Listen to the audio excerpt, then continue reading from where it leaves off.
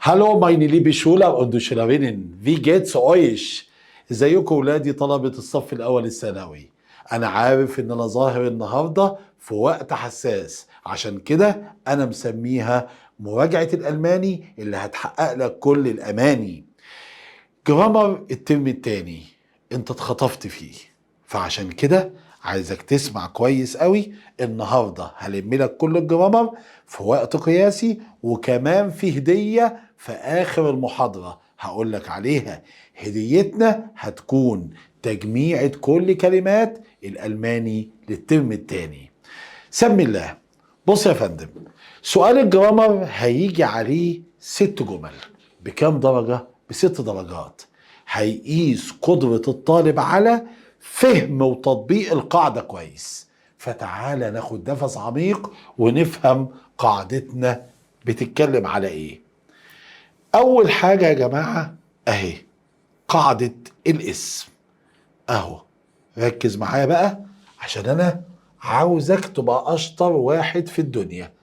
نجيب اللون ونركز مع بعض عشان نفهم ان كل اسم في الالماني لازم تكون قدامه اداة، يا معرفة يا نكرة يا نفي. قال لي مش في الالماني بس، هي في كل اللغات. ايوه يا سيدي ما تزقش، بس في اللغة العربية احنا عندنا اداة المعرفة هي الالف واللام، اداة واحدة. وفي اللغة الانجليزية عندنا الذا. في الألماني احنا افتكسنا افتكاسة غريبة، قسمنا الأدوات إلى 4، 3 مفرد وواحدة جمع. 3 أدوات إيه؟ مفرد وواحدة للجمع. يبقى تم تقسيم الأدوات في الألماني 3 أدوات مفرد وواحدة جمع.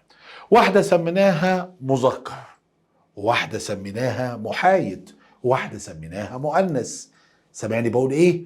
واحدة سميناها مذكر. ما قلتش اني جمعت كل كلمات المذكر وخليت لها أداة. معنى كلامي يا ولاد ان ممكن تلاقي كلمة مؤنث تحت أداة المذكر، وكلمة مذكر تحت أداة المؤنث. يعني التقسيم اللي قدامك ده ليس له قاعدة، ولا يعتمد على جنس ولا نوع، بل يعتمد على الحفظ. لازم تحفظ لي ان أداة المذكر دير، دي الألف واللام بتاعته، والمحايد ضز، ودي الألف واللام بتاعته، والمؤنث دي. يبقى المذكر دير، المحايد ضس، المؤنث دي. اما الجمع بتاعهم كله دي. قال لي ايه اللخبطه دي؟ يعني في دي مؤنث ودي جمع، طب افرق ما بينهم ازاي؟ لا ده امر سهل. من خلال الكلمه نفسها بنزود لها حروف زياده. يعني مثلا عندك ديرمان جمعها ايه؟ منار، بنزود املاوت واي ار. بوخ جمعها ايه؟ بوشار، بنزود املاوت واي ار. فراو جمعها فراون، بنزود اي ان. وعاوز اقول لك ملحوظه على الماشي هكررها تاني، ان الجمع في الالماني له 10 طرق. في كلمات بتتجمع بالاي، وكلمات بتتجمع بالاس، وكلمات بتتجمع بالان. عشان كده لازم بنحفظ الكلمه باداتها بجمعها. قال لي ماشي. يبقى ادوات التعريف في الالماني المذكر ايه؟ دير، المحايد ايه؟ داس، المؤنث ايه؟ دي، والجمع دي. وطالما يا شطور حفظت الاداه المعرفه، هتقدر تحل جمله الامتحان اللي هتسالك على الاداه النكره. نكره الدير اين. يبقى اي كلمه اداتها دير عاوز تخليها نكره، شيل الدير وخليها اين. نكرة الضز عين، يبقى نكرة الدير ايه؟ عين. ونكرة الضز ايه؟ عين. اما نكرة الدي عينيه. يبقى يلا معايا، الاين دي اداة نكرة ايه؟ المذكر والمحايد، والاينيه بتاعت المؤنث. طب والجمع؟ الجمع ملوش اداة نكرة.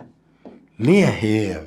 لان اين تعبر عن المفرد، فما ينفعش احط اداه مفرد قدام كلمه جمع. فالجمع ملوش اداه ايه؟ نكره. قال لي طب لو جالنا في الامتحان كلمه جمع احط قدامها ايه؟ دي لسه كمان شويه. يبقى نكره الدير اين، نكره الضز اين، نكره الدي اين، الجمع ملوش. طب لو عايز انفي، لو هتنفي كلمه معرفه هتحط قدامها نيشت. اما لو هتنفي كلمة نكرة احط قدامها كي. الاين كاين، الاين كاين، الايني كايني. طب والجمع؟ ما انت قلت ملوش اداة نكرة بس بيتنفي، يتنفي بكايني. يبقى نفصل الجمع كده لحضرتك عشان ليه تركز فيه. يبقى الجمع ليه أداة معرفة هي دي، ملوش أداة نكرة وليه أداة نفي. أما الكلمة اللي أداتها دي نكرتها أين نفيها كين. الكلمة اللي أداتها ضز نكرتها أين نفيها كين. طب الكلمة اللي أداتها دي نكرتها أين ونفيها كيني. مالك بقى بتفكر في إيه؟ قال لي في الجمع. الجمع مخوفني شوية. طب طالما الجمع مخوفك شوية أركز لك عليه. تعالى يا فندم، ملاحظات الجمع يا فندم. قال لك ان الجمع في الألماني ليه 10 أشكال زي ما قلت لك، ويتم معرفتها بالحفظ. بس رغم ان هو ليه 10 أشكال بس ليه أداة تعريف واحدة هي دي. يعني في كلمات مفردها زي جمعها زي ما انا موريك. ليرا جمعها دي ليرا. قال لي طب استوب كده. طب الكلمة اللي مفردها زي جمعها لو جات لي في امتحان الترم بتاعي وجاب لي كلمة ليرر اهي وحط لي قدامها نقط، اختار الدير ولا الدي يا هير؟ على حسب الفعل يا جميل. لو جاب لك بعد ليرر است الفعل متصرف مفرد يبقى حط دير. لو جاب لك بعد ليرر زند الفعل متصرف جمع احط دي. دي في الكلمات اللي مفردها زي جمعها. اما باقي الكلمات التانية كيوي جمعها كيويس بزود اس فبتبقى باينه. بيرني جمعها بيرنن، فيش جمعها فيشي. يبقى باقي الاشكال بالحفظ. قال لي طيب الجمع ليه اداه معرفه، طب ملوش اداه نكره. بس لو جالي في الامتحان كلمه جمع وعايزني احلها احط قدامها ايه؟ لا تحط اداه التعريف دي، ما لقيتهاش تحط الاسم الجمع قدامه ايه؟ عدد. ودي اللي بتيجي ودي اللي هتتسأل عليها. بيقول لك اشمشت نقط دوزن كولا.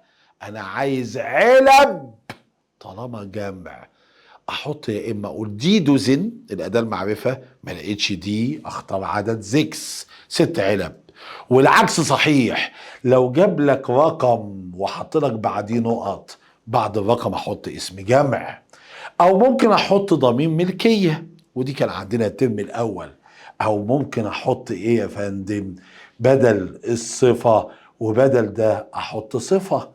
اقول ايه زي ايه الصفه دي؟ الكلمه دي فيلي، انا عندي او انا محتاج بيض كتير. يبقى جمع معايا. لو جالي في الامتحان اسم جمع ممكن احط قدامه ايه؟ يا اما الاداه دي يا اما الصفه فيلي، وبرضك العكس لو جاب لك فيلي احط بعديها اسم جمع، يا عدد يا ضمير ملكيه، يا اما سيبه من غير اداه خالص ويبقى كده في حاله النكره. اهو ياسمين ونوره زند شولا رينين تلميذات من غير اداه خالص وكده يبقى في حاله النكره. يبقى سمع معايا. الجمع في الالماني لو جالك في الامتحان عشان دي جايه دي جايه جاب لك اسم جمع، لا اما احط قدامه اداه التعريف دي، يا اما احط الصفه في ليه، يا اما احط عدد اكبر من 1، يا اما ضمير ملكيه، يا زيرو. زيرو ده يعني من غير اداه يعني نكره. قال لي ماشي. خد عندك الملحوظه دي كمان على الماشي. الملحوظه دي انا برشحها للامتحان. الملحوظه بتقول ايه؟ في كلمات دائما تعامل جمع ما تلهاش مفرد زي ايه؟ التارن الوالدين، فيرين الاجازه، لويتي الناس. اتكلي بقى على الكلمه دي. سباجيتي، موبيل، جيشفستر، سوتاتن. قال لي طب ودي هتفيدني في ايه؟ اقول لك هتفيدك في ايه. لو جاب لك الجمله دي قال لك الاسباجيتي نقط ليكر، لذيذة. ist ولا sind؟ مش الكلمة دي دائما جمع، يبقى الفعل اللي وراها يتصرف ايه؟ جمع. اقول زند. يبقى الكلمات دي لو جت في الامتحان الكلمة اللي بعديها تصرف او الفعل اللي بعديها يصرف جمع. في كلمات بقى دائما مفرد اهي. ايه الكلمات المفرد يا جميل؟ معاك اهو. اوبست الفاكهة، ايست ليكر، التي الشاي، اشمكت طعمه جود، السكر، البصر، الهنجر الجوع، الدورست العطش، الجموزة الخضار. الكلمات دي لو جت تعامل معاملة مفرد، يعني الفعل اللي هو مفرد، والكلمات اللي فوق تعامل معاملة الجمع. قال لي تمام. ايه كمان الملحوظة المهمة؟ الملحوظة دي خلي بالك ان في اوزان. مالها؟ اوزان الكلمة اللي بعديها يا مفرد، وفي اوزان تانية الكلمة اللي بعديها جمع. لو قال لك انا عايز اين فلاشة زجاجة، اقول زفت عصير. يعني بعد كلمة زجاجة ايه؟ احط كلمة مفرد. طب لو قال لي ايني باكونج باكو شاي مفرد. اين لتر احط كلمة ميلش لبن مفرد. اين جلاس كوباية زفت مفرد. اين بشر كوب بياجورد زبادي مفرد. يبقى بعد الزجاجة والكوباية والباكو وكاس الزبادي واللتر يجي التمييز ايه؟ مفرد. خد بالك كمان لو جاب لك كلمتين في بينهم فاصل يبقى بمشي على أداة الكلمة الأولى مش الكلمة التانية. يعني لو جالك في الامتحان جاب لك فلاش زفت وطلب أداة الكلمة دي، ما امشيش على أداة زفت، امشي على أداة الزجاجة. الزجاجة أداتها دي يبقى أنا كريتها أينه. سمع لي بقى لو جاب لي باكونجتي الكلمتين ما بينهم فاصل يبقى امشي على أداة الباكو. الباكو أداته دي تبقى أينه. طب لتر لبن اللتر أداته دير تبقى إيه؟ أين. طب جلاس زفت امشي على اداة الجلاس ولا الزفت؟ في فاصل يبقى امشي على اداة الجلاس. الجلاس اداتها دز تبقى اين. بيشر يا جورد امشي على اداة البشر. البشر اداتها دير تبقى اين. طب يا هير نادر ايه الاوزان اللي بيجي بعديها جامع؟ كيلو اورانجن. كيلو اداتها دز يبقى النكهة بتاعتها اين. وبعد الكيلو برتقال. برتقال جمع. بفند النص كيلو بطاطس جمع. يبقى بعد الكيلو والنص كيلو يجي الكلمة اللي بعديه جمع. طب دوزي العلبة علبة طماطم جمع. طيب الجرام يجي بعديه التمييز جمع. طيب يا هير نادر الاوزان دي لو جت في الامتحان يجي بعديها قلنا الكلمه جمع، اما الاوزان اللي فوق يجي بعديها الكلمه ايه؟ مفرد. اظن ان كده قدرت تجمع الافكار. قال لي اه بس انا لو حليت يبقى افضل بالنسبه لي. جاهز ومعاك الحل. بص يا صاحبي، بس قبل الحل في ملحوظه ابو الهواهير بتقول لك ايه؟ كيلو الطماطم نقط 30 سنت و3 كيلو طماطم نقط 30 سنت. في طلبة بتغلط وتروح بص على الطماطم تقول لك جمع يصرفوا الفعل جمع. فأنا بزعق لك وبقول لك عند تصريف فعل كوستن هنبص على الوزن ما نبصش على التمييز. انت هنا بتشتري كيلو واحد يبقى كوستت مفرد. هنا بتشتري 3 كيلو جمع يبقى كوستن. يبقى اما تيجي تشتري حاجه شوف انت بتشتري منها ايه.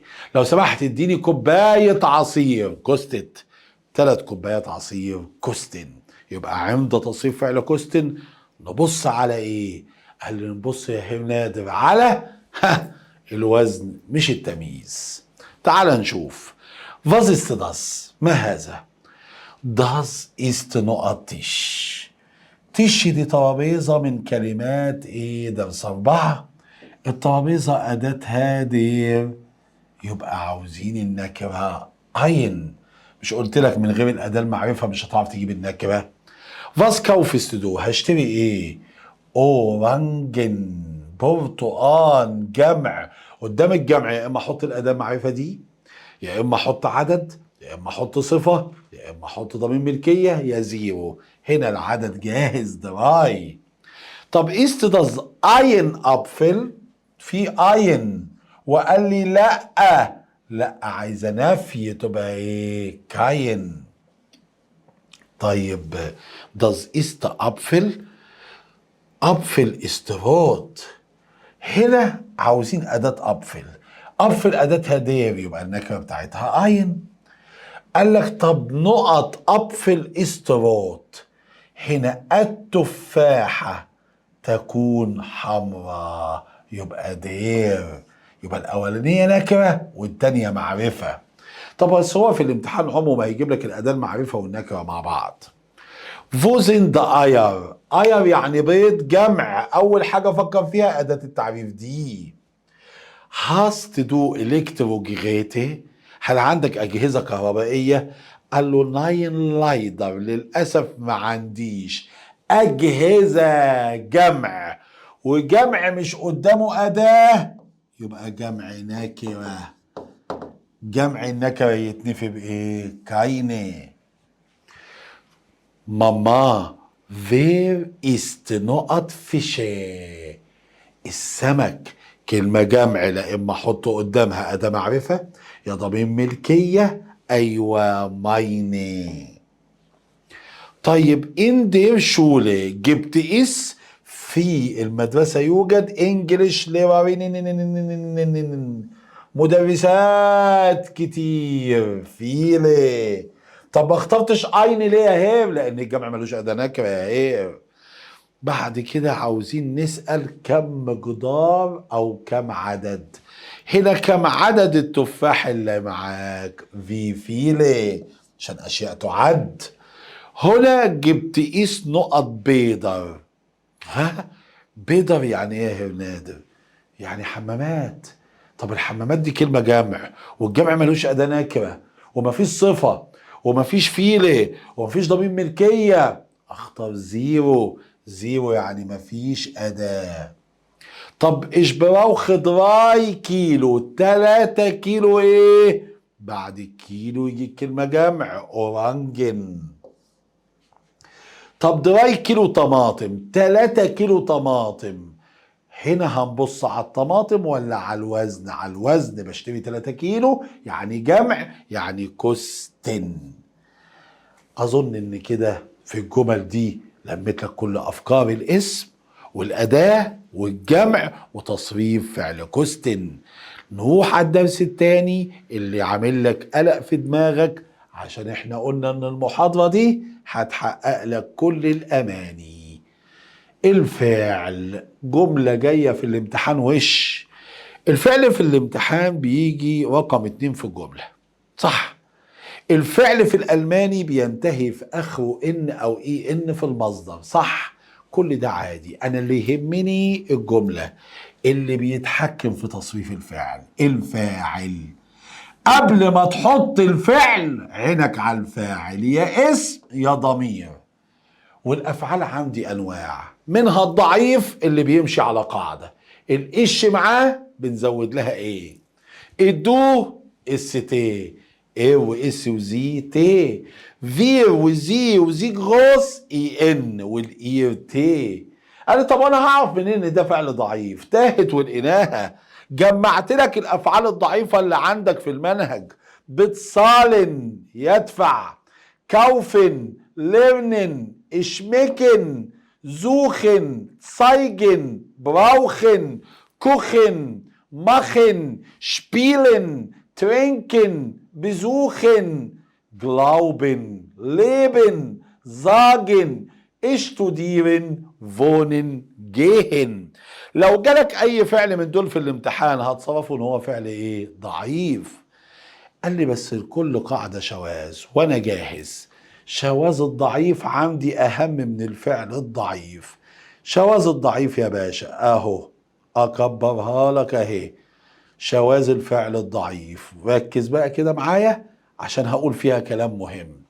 انت هتجيب الفعل في المصدر اخو ان واي ان، هتشيل الان والاي ان وتبص بعينك على اخر حرف. لو لقيته حرف التي اهو، استنى كده، هنشيل الاي ان لو لقينا حرف التي زي اربايت، او حرف الدي زي فند اهو، كوستن كمان اخوتين، وميتن اخوتين، وفرميتن اخوتين، او ان وقبلها حرفين ساكنين. زي ايه يا هرناد الفعل فيه ان وقبليه حرفين ساكنين؟ زي الفعل ده يا معلم اهو، اوف نن، يفتح، ان وقبلها حرفين ساكنين اهو. ايه اللي هيحصل لما الاقي الفعل اخو دي او تي او ان قبلها حرفين ساكنين؟ قال لي مع القش هنزود ايه؟ اربايتي. مع دو هنزود ايه؟ اس تي، اربايتست. مع ايه واس وسي اي تي، اربايتت. مع في زي زي اي ان، اربايتن. مع اير اي تي، اربايتت. يبقى اي فعل اخو دي او تي او ان قبلها حرفين ساكنين هنصرفوا التصريف ده. مالك؟ شايف عينك سبحانه سبحانه سبحانه على ميتن وفي ميتن مالهم؟ مش عارف الفرق؟ يستأجر يا ولاد، يعني انا بدور على شقة عشان أجرها وادفع فلوس. فرميتن يؤجر، انا صاحب الشقة اللي بأجرها للناس واخد فلوس. هنا بدفع، هنا بقبض، هنا انا اللي بدور وببحث، هنا انا اللي بدي الناس الشقق. قال لي وكمان عينك سبحانه على كوستن. كوستن انا قلت فوق في الشرح ملوش الا تصريفين، مفرد لو بتشتري حاجة مفرد كوستت، جمع لو بتشتري حاجة جمع كوستن. قال لي تمام. ايه تاني يا هرناده؟ ايه تاني؟ ان انا عايز منك بعد ما تذاكر الضعيف وشواذ الضعيف ما تهمليش الفعل القوي، لان الفعل القوي في كلام جديد عندك فيه. بص بقى، الفعل القوي ماله؟ شكله عادي، يعني اخو ان واي ان. استناني بقالي كتير قلت ما غيرش اللون. شكله عادي، تصريفاته عادية، يعني بياخد ايه واس تي وتي واي ان عادي، لكن قوته في تغيير حرف من حروفه الأصلية مع دو وايه واس وزي. يبقى هو في حرف هيتغير مع ضمير الدو وايه واس وزي. اهم افعالنا الترم ده جيفالين. بص بقى، مع دو جيفيلست، ومع ايه واس وزي جيفيلت. حطيت املاوت، ما حطيتش الاملاوت مع الايش ولا مع الفي زي ولا مع الاير. بس خلي بالك، فعل جفان ليه تركه جايه في الامتحان. يبقى يلا اجمع، فعل جفان فيه حاجه، ان لما يجي يتصرف هيتصرف مع شيء جماد، الحاجه اللي عجباك، وانت هتبقى انت المفعول. اللي مش فاهم افهمك. دي فونونج الشقه هي الفاعل، جفيلت عشان مفرد، مير عجباني انا. ضمائر المفعول اللي هتشوفها في امتحانك، مير دي بتاعت انا، دير دي بتاعت انت، اينن دي بتاعت حضرتك.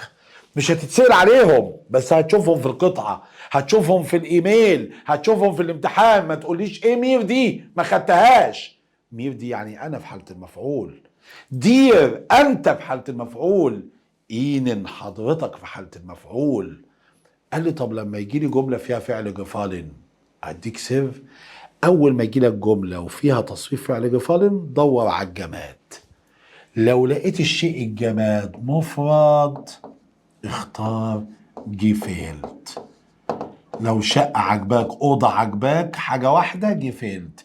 لو لقيت الشيء اللي عجبك جمع زي الموبيليا والكراسي والشنط يبقى جيفالين. يبقى لو جات لك جملة في الامتحان عايزة تصريف فعل جيفالين، برافو، هتبص على الاسم الجماد. لو لقيته مفرد جفلت، لو لقيته جمع جيفالين. طيب بعد جيفالين عندي شلافن. فعل شلافن موشح برضك يا جماعة. أنا بنام، شلافي ما خدش أملاوت. شليفست خد أملاوت. شليفت خد أملاوت. شلافن شلافت. وبقول لك خلي بالك من جيفالين وشلافن. جيفالين خلي بالك ان هو بيتصرف مع الجماد، شلافن مع كله. واد قال لي طب مش ممكن ما يجيبولناش ولا جيفالين وشلافن ويبقوا اولاد حلال ويجيبوا لنا القوي الايه اللي بتتحول لايه اللي خدناه في الترم الاول اشبريشن؟ اشبريشن لا، اسن قال لي هو انت عارف الامتحان ولا ايه؟ عارف الامتحان. انا بقول لك اهو فعل القوي يا جيفالين يا شلافن يا اسن.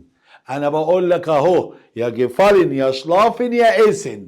اسن بص على تصريفه، ايش اسي؟ دو ايست.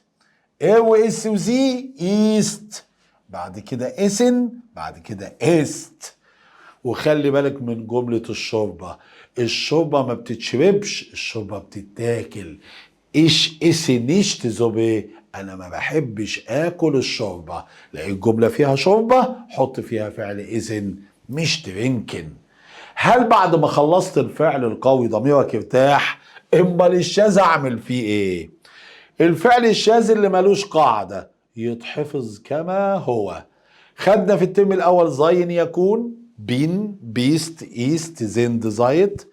خدنا هابن وده مهم في جملة هديها لك. ايش هابي؟ دو هاست ايه واس وزي هات فير زي هابن اير هابت. اما بتاع الترم ده وموشح بقوة مشتن. ايش مشتي؟ طب ما هو ابن حلال اهو يا هير. دو مش تست، لا لا لا انت مسوق سمعته ابن حلال اهو بيتصرف عادي. طب لو بيتصرف عادي ليه الاي والاس والزي زي الايش؟ سكت ليه؟ ما انا عارف انك سكت ليه، ما عندكش تعليل. طالما ما عندكش تعليل يبقى هو فعل شاذ. يبقى تصريف الاي والاس والزي بيساوي الايش. فير زي مشتن اير مشتت. وبمناسبة الامتحان اللي قلت هديهولك، في جملة بتيجي دايما يقول لك علي نقط هونجر او علي نقط دورست. بمناسبة الجملة دي الجوع والعطش بتاخد هابن. ما اقولش علي يكون جوع، علي يكون جعان. وجعان اهي هونجرش، جعان. هونجر جوع. دورستش عطشان. دورست عطش. الجوع والعطش بياخدوا مين؟ هابن. اصرفها مع علي هات. جعان ثواني بقى اهو، اغير لك خالص اللون، لا اهو الجوع والعطش معلش اهو الجوع والعطش ياخدوا زين. يبقى تاني الجوع والعطش ياخد هابن، جعان وعطشان ياخد زين. الجوع والعطش مين؟ هابن. جعان وعطشان ياخدوا زين. وتعالى اوريك الحل. منال وانا نحن فير بندور على كتب الالماني فير تاخد ايه ان زوخن. في فيل بكام مارينا انددو. انا تعمدت في اول جملتين ادوس على العيب. احنا بنتلخبط ما بين نحن وهم وانتم. انا وشخص نحن، انت وشخص انتم. انتم بتاخد تي تبقى بيتزا. ها مفيش ولا حل لان في غلطة اهي بيتسالت. يبقى انت ومارينا انتم بيتسالت. طيب مايني فاميلي عائلتي تعامل معاملة المفرد، هي ميتت. طب الكراسي عجباني، هصرف مع الجماد، الكراسي جمع جيفالن. طب البيبي نايم، البيبي أداته ضص، نعوض عنه بإس، وفي الإس بناخد أملاوت وتي، شليفت. علي فاز نقط دو جيرن، بتحب تاكل ايه؟ علي ورا كوما يعني انت، دو تبقى ايست. فاز نقط زي غوس، زي غوس تاخد اي ان مش تن. طب است علي ده، هل علي هنا فاز اير سم اسن، هو هياكل ايه؟ اير، تصريف الاير زي الايش مش تي. طيب اللي بعديها دو فلايش، مع دو تاخد ايه؟ الستي مش تست اهي. يبقى لازم حفظ الافعال، لازم التركيز على الفاعل، لازم تخلي من تكة، خلي بالك من تكة الجوع والعطش هابن، جعانه عطشان زين. قال لي اخلي بالي من ايه كمان؟ اخلي بالي من ضمائر الشخصية. الضمائر الشخصية مالها الضمائر الشخصية؟ الضمائر الشخصية يا ريس انت خدتها معايا الترم الاول. ايش يعني انا؟ دو يعني انت، صح؟ اير يعني هو، اس يعني محايد، زي كلاين هي، زي كلاين هم، زي جروس حضرتك، نحن فير، انتم اير. انا هريحك وهديك هدية قوي. بص على الجدول ده، لاحظ ان اي اسم ولد او اي كلمة اداتها دير نعوض عنها باير. انت الترم الاولاني كان بيجيب لك الاسم العلم، الترم ده هيجيب لك الاسم المعرفة. فاي كلمة اداتها دير نعوض عنها باير. طب اي كلمة اداتها دي هنعوض عنها بزي. طب اي كلمة اداتها ضص هنعوض عنها باس. يبقى عايزك وانت بتحل الضمائر تركز لي على الاداة. الدير اير، الضز اس، الدي زي. طب لو جاب لي اي كلمة جمع، اي اسمين اي جمع نعوض عنها بزي هم. يبقى يا صاحبي عاوز اسمع الاغنية، يلا معايا. اي كلمة اداتها دير نعوض عنها باير، اي كلمة اداتها ضص نعوض عنها باس، اي كلمة اداتها دي نعوض عنها بزي، اي كلمة اداتها دي جمع نعوض عنها بزي جمع. هل حلوة وهحل بيها؟ هتحل بيها. تعال اوريك الحل يا جميل. الحل اهو، بسيط وسهل وعندك. فو است ديرتش، جاب لي الكلمة أداتها دير، يبقى هنعوض عنها بإير. است داس حسن، ده ولد نعوض عنه بإير. فوليكت إيجيبتن، إيجيبتن اسم بلد نعوض عنها بإس. طب لو افرض مثلا ما جابلكش الأداة، بيعتمد على حفظك للأداة. است داس داينت سمر، سمر أداتها داس نعوض عنها بإس. طب كوفست دو دي بيرني، هل اشتريت البيرني؟ دي نعوض عنها بزي. طب قمت مي هويتري، هل مي جايه النهارده؟ مي اسم بنت نعوض عنها بزي. طب بص بقى اديك فكره، ممكن يعمل معاك ايه؟ يقول لك اهو فو ايست داين هيرد، فين البوتاجاز؟ نقط استضاع. الحركه دي كمان ممكن تجي لك في المواقف، ما يجيبلكش هو الاداه، يعتمد على حفظك للاداه. هيرد اداته دير، يبقى نعوض عنه باير. او يعمل حركه تانيه، نقط اشرانك ايست براون، الدولاب ده بني. اير است شون، جميل. جاب لك هو الضمير وقال لك حط لي انت الاداه. طالما ايه نحط ايه دير. طب لو كان اس نحط داز. طب لو كان زي نحط دي. ادي الضمائر يا جميل.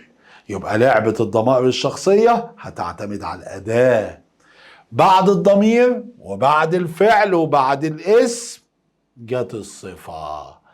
بص المعلومات وسلاستها.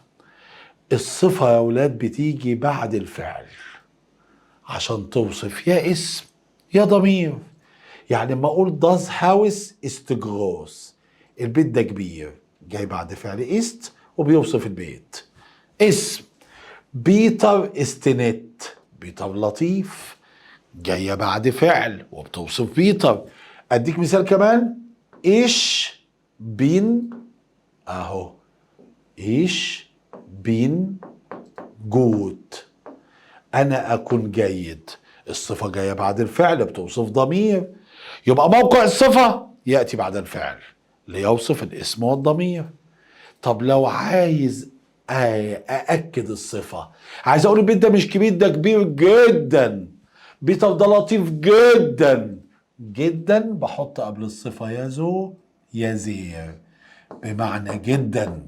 طب امتى احط دي وامتى احط دي؟ حسب اللي تشوز. طب لو عايز انفي الصفة انفيها بنشت. البيت ده نشت جروس، بيتر نشت نت.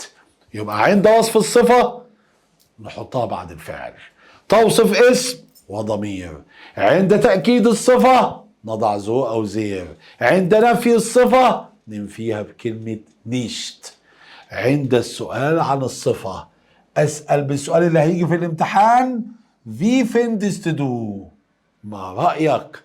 أو في جيفيلت، ايه اللي عاجبك؟ ايه اللي عاجبك وايه اللي رأيك في البيت؟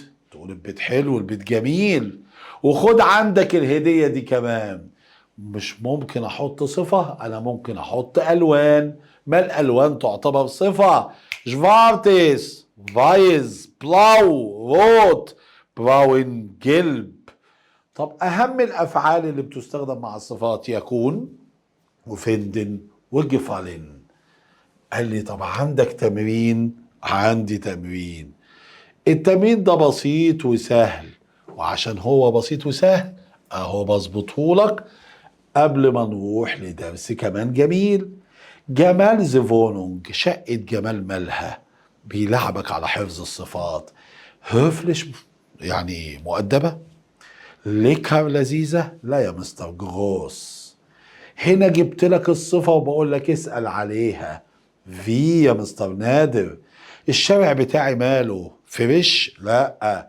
ليكر؟ لا. روهش هادي. طب هنا بيقول ايه اللي فريش؟ اكيد الفاكهة. طب هنا بيقول ايه اللي هوفليش؟ كل عينيك واحد على الاطفال. غلط، لان الاطفال جمع والفعل متصرف مفرد. يبقى اختار كلمة مفرد. ايه هي؟ فراو هوبر. بس فراو هوبر نحترمها يا هير، مش بعديها كروما يا حبيبي الهير، فتعامل معاملة هي، وهي ايست.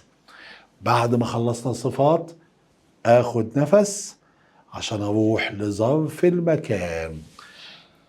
ظرف المكان من الحاجات اللي بتعجبك قوي. ظرف المكان اهو. عندي كم ظرف مكان؟ واحد هير هنا. اتنين دورت هناك. والميصة خلي بالك منها، ضا. ضا بمعنى هنا او هناك او موجود. قال لي ازاي؟ يعني ايه ضا تشمل الاتنين؟ لو انا باخد غياب فبقول فو است محمد، فين محمد؟ راح محمد قال لي ايش بين ضا، انا هنا، انا موجود. طب لو اتصلنا بابو محمد وقلنا له محمد مش موجود، وابو محمد جه قال فين ابني؟ قلت له ابنك استضاع هناك اهو. يبقى ضا بتترجم ببعد هنا او هناك. ظروف المكان من اهم افعالها اللي بتيجي معاها فعل ليجن، يقع، القاهرة تقع هير هنا. فونن انا ساكن هير او دورت.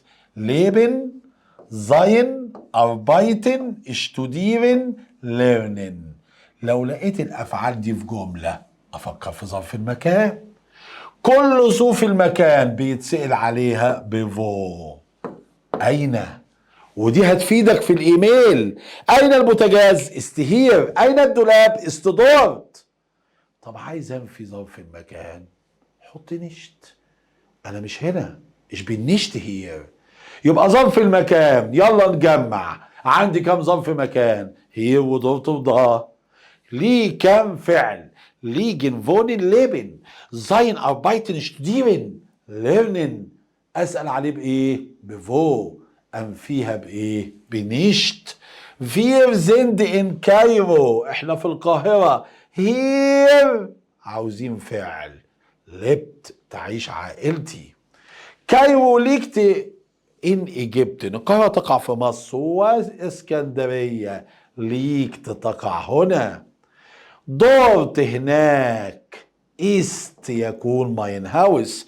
هنا انا مركز على الفعل قوي. طب لو ركزت وجبت ظرف المكان تسأل بفو. طيب الترابيزة عايز اقول مش هنا، تتنفي بنشت. قبل ما الحدوتة تخلص فهمت؟ قال لي اه يا هير. طب عايز اقول لك نختم بدرس يلم لك المنهج. النيجاتيون، النفي. درس النفي يراجع لك المنهج تاني من غير اي تعب. بص يا صاحبي، النفي قبل ما نقول اي حاجة، هو انت بتعرف ازاي ان الجملة عايزة تتنفي؟ قال لي لما الاقي في الاجابة ناين لا، لايدر للاسف، توتمر لايت يؤسفني، او كمان خد الكلمة دي شادي يا خسارة. اول ما تلاقي كلمة من الكلمات دي يا فندم في اي جملة تعرف ان الجملة منفية. فعقلك هيديك تو ويز، طريقين، يا نيشت يا كاين. طب ما انا امتى احط نيشت وامتى احط كاين؟ نيشت بتنفي 90% من الالماني. يلا ناخدهم واحدة واحدة. لو لقيت في الجملة اسم علم زي اسماء ولد او بنت او بلد، heißt du علي؟ انت اسمك علي؟ nein ich heiße nicht علي. nicht علي. طيب نيشت بتنفي الاسم ايه؟ المعرفة اللي قدامه يا دي يا داز يا دي يا دي، وقلتها في اول الكلام. يبقى نيشت بتنفي الاسم العلم والاسم المعرفة. فاصل. بتنفي الضمير الشخصي وضمير الملكية. مش انت يا محمد اللي كلمتني امبارح؟ لا والله مش انا يا هير. نيشت ايش؟ مش الولد ده اللي خد مذكرتك؟ لا مش هو. نيشت اير. يبقى ايش ودو واير واس وزي بيتنفوا بنيشت. ضمائر الملكية ملزمتك اللي واقعة في الارض دي؟ لا نيشت ماين مش بتاعتي. نيشت داين. يبقى نيشت بتنفي الضمير الشخصي وضمير الملكية. ادي كمان اتنين. يبقى نيشت بتنفي الاسم العلم والاسم المعرفة، الضمير الشخصي وضمير الملكية، وظرف الزمان وظرف المكان. اهو المتشابهات اهو. ايه ظرف الزمان ذا؟ زي مورجن غدا. ايه رايك لما نتقابل بكره نشت مورجن؟ يتست الان نشت يتست. هويتي اليوم نشت هويتي. وظرف المكان هي ودورت وضع. يبقى يلا نسمع. نشت بتنفي كام حاجه لغايه دلوقتي؟ 6. اسم علم واسم معرفه، برافو. ضمير شخصي وضمير ملكيه، برافو. ظرف زمان وظرف مكان، برافو. وصفات اعداد حروف افعال. ايه صفات اهي. صفه نشت جود. اعداد 5 و5 نشت الف مش 11. حروف اوس وان وباي اي حرف جر. وافعال انا مش جاي، مش كومنشت. ماين موتر اربايتت نيشت، ماما ما بتشتغلش. يبقى يلا سمع لي نيشت. جاهز؟ نيشت بتنفي 1 اسم علم، اسم معرفة، ضمير شخصي، ضمير ملكية، ظرف زمان، ظرف مكان، صفات اعداد حروف افعال. اما الكاين بتنفي ايه؟ الاسم النكرة. لو لقيت اين انفيها بكاين. اينه كاينه. واي اسم جمع مش قدامه اداه. قال لي زي ايه؟ المثال اهو. hast du Kinder؟ هل عندك عيال؟ nein لا. ich habe ما عنديش عيال.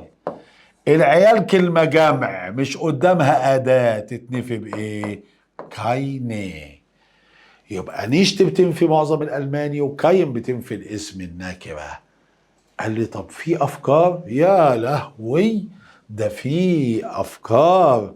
خلي بالك من أفكار أبو الهراهير اللي هتخليك في الألماني جامد وخطير. بص بقى واحدة واحدة. الفكرة الأولانية واحدة واحدة وههدى خالص. hast du Geld؟ معاك فلوس؟ ناين لا. أنا معيش فلوس. عايز أنفي الفلوس. هل أداة الفلوس موجودة قدامها؟ لا. يبقى تعامل معاملة النكرة. يبقى اكتب عندك أي كلمة ليها أداة وما اتكتبتش قدام عيني تعامل معاملة النكرة. تعمل ايه؟ افتكر أداتها. الفلوس أداتها داز، يبقى النكرة بتاعتها أين، يبقى نفيها كاين. يبقى لو جالك في الامتحان كلمة ليها أداة ومش مكتوبة قدام عينك نكرة، والفلوس أداتها داز يبقى نكرتها أين، يبقى نفيها كاين. طب hast du viel Geld؟ معاك فلوس كتير؟ كتير؟ لا معيش فلوس كتير. أنا بنفي كتير صفة يبقى نيشت. يبقى لو جالك اسم قدامه صفة يتنفي بنيشت. طب كاوفست دو أورانجن؟ هل هتشتري برتقان؟ جمع مش قدامه أداة نكرة. الجمع اللي مش قدامه أداة يتنفي بكايني. خد بالك من الحتة دي عشان تنجى معانا السعادي. براوخست دو اين ابفل؟ هل انت محتاج تفاح؟ لا انا محتاج كيوي. اجابة عكس اللي موجودة في السؤال. انا كتبت في السؤال تفاح وانت قلت في الاجابة كيوي، تكون مثبتة. هل انت محتاج تفاح؟ لا انا محتاج كيوي. الكيوي تكون مثبتة أداتها دي والنكرة أيني. يبقى أي إجابة عكس السؤال تكون مثبتة. طب استدز أين هيرد؟ في أين ونفس الكلمة نازلة في الإجابة يبقى أنفي بكاين. طب المكتب مش منور، مش منور صفة يبقى نيشت. طب داز است نقط دي كوشي؟ كلمة وقدامها أداتها المعرفة نيشت. هانز است نيشت ماين فوين؟ ده مش صاحبي، ده من ملكية نيشت. طب احنا محتاجين أورانجن. برتقان جمع مش قدامه أداة يتنفي بكايني. ايه الأخبار؟ قال لي لا تمام. يبقى أجمع معلوماتك. هتراجع الاسم، تاخد نفس تطلع على ايه؟ تصريف الفعل.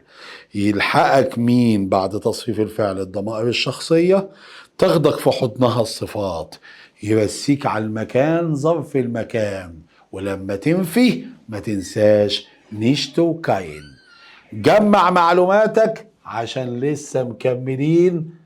انا قلتها لك وعلى الدرجة النهائية ناويين. تمارين مجمعة بتقول لك فيها أفكار جميلة. أول تمرينين بيقول لك البلكون استضاءة. أوبا، هنا هو بيختبرك في الأداة. بتأسف لكل طالب وطالبة ما حفظش كلمات هتبقى بالنسبة له دي المشكلة. البلكون أداتها دير. يا هير هو احنا عشان مش حافظين كلمات بتضحك على كده؟ مش البلكونه دي مؤنث تاني؟ هذا التقسيم لا يخضع لجنس ولا نوع بل حفظ الكلمات. البلكونه اداتها دير اهي. طب هبه جيرن انفونت سمر؟ هبه هتنام في اوضه المعيشه. هبه هي زي. الزي بتاخد أملاوت وتي اهي اشلفت. طب زند داز تشي، هل دي ترابيزات؟ لا، ده الزند. شفت بقى؟ هنا قال لا وعاوز يجيب إجابة تانية. دي مش ترابيزات، دي بيت. ما ينفعش بيت مع فعل جمع. سرير. لمبة لا، دي شرينكي، دي دواليب. طب جيفلت إينن، قلت لك هتشوفه. إينن ده ضمير الاحترام. هل عاجب حضرتك الشقة؟ نقط زي استنشت شون في نشت، يبقى اختار ايه؟ لا. لا يعني ايه يا اولاد؟ ناين. امال يعني ايه يا مستر نادر ناتولش؟ طبعا. طب داز ايست نقط بت، داز ايست اين زوفا، مش فاهم. داز ايست نقط بت، ده مش سرير، دي كنبه، عايز انفي. طب بس اداه السرير مش موجوده، تعامل معامله النكره. السرير اداته داز، نكرته اين، نفيه كاين. طب فير زند نقط برلين، بفكرك بايام زمان. احنا نكون في برلين ولا من برلين؟ ما انا قلتها لك في الترم الاول. لو موجود بعد برلين كلمة جيبورن، اتولدت، يبقى انا مولود في برلين. لكن طالما ما فيش جيبورن يبقى احنا نكون من برلين. اوس.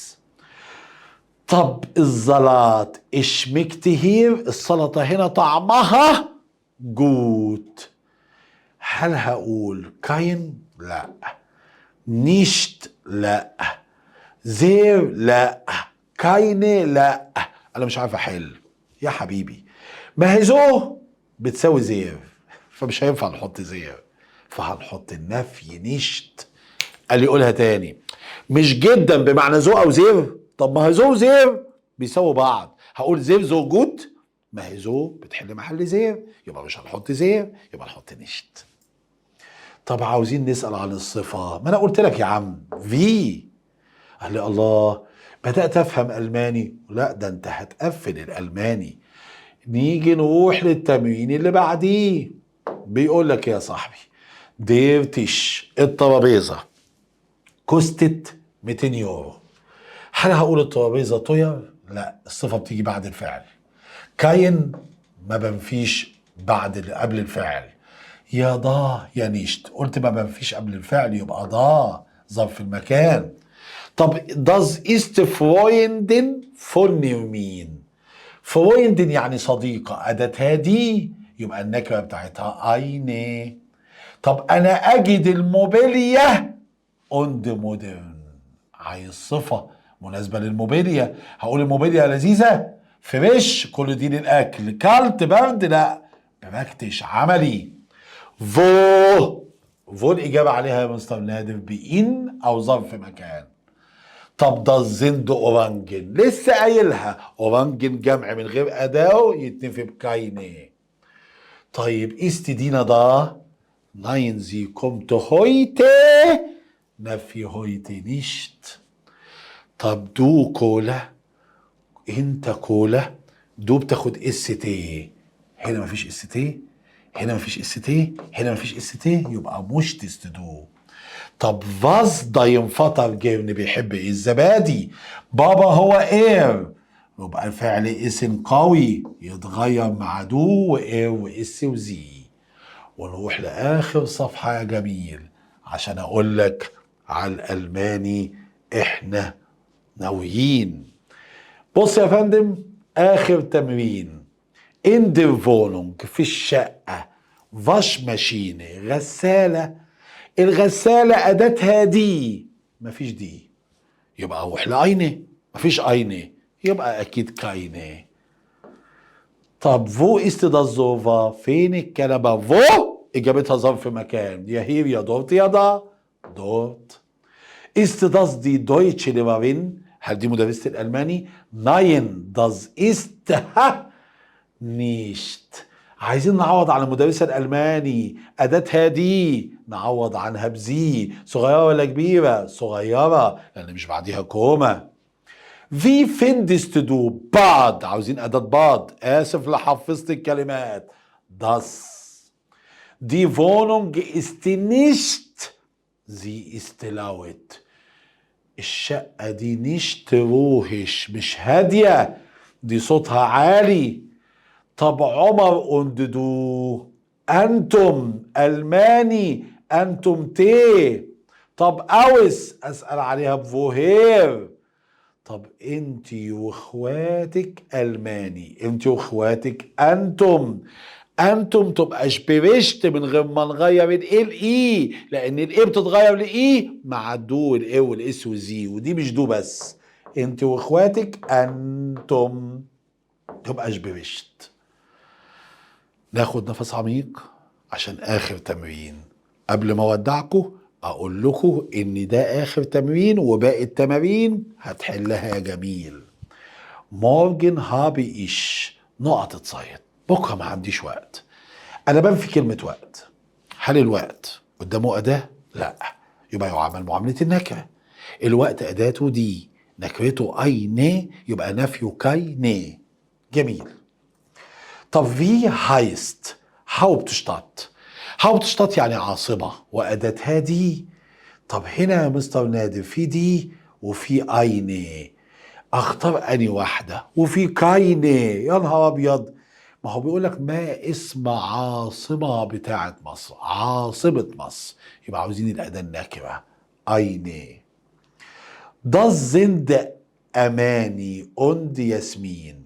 أماني وياسمين مفرد ولا جمع؟ اتنين، تبقى زي. طب في viele Bananen möchtest du؟ عاوز قد ايه بنانة؟ قال له نور، بعد نور لازم تيجي أداة نكرة مفرد. بنان أداتها دي، يبقى نكرتها أيني. أين كيلو؟ عرفنا الفكرة، بعد الكيلو بيجي تمييز جمع. كيلو ايه؟ أورانجي، برتقانة، كرتوفل، بطاطساية، طماطم. طب ماين برودر، أخويا، أداته دير، نعوض عنه بإير. طب فير است كريم؟ Das ist نقط كوليجي، دي من الترم الأول.